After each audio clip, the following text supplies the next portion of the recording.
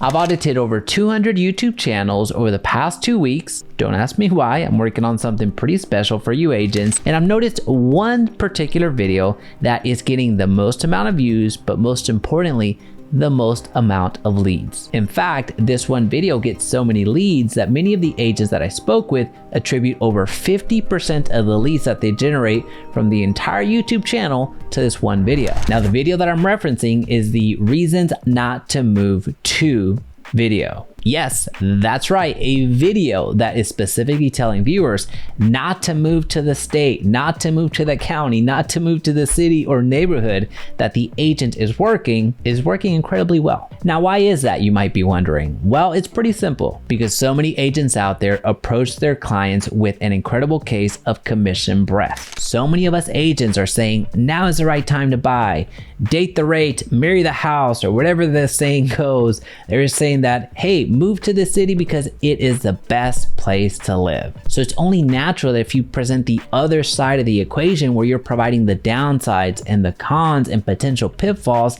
that your video is going to stand out. By you creating this video and providing the reasons not to move to the city that you're working in, you are providing the nuance that your viewers aren't getting anywhere else. So on your next video, be the devil's advocate and try to convince the viewer not to move to your city. Now, of course, do so in a respectful way. I'm not asking you to trash your city.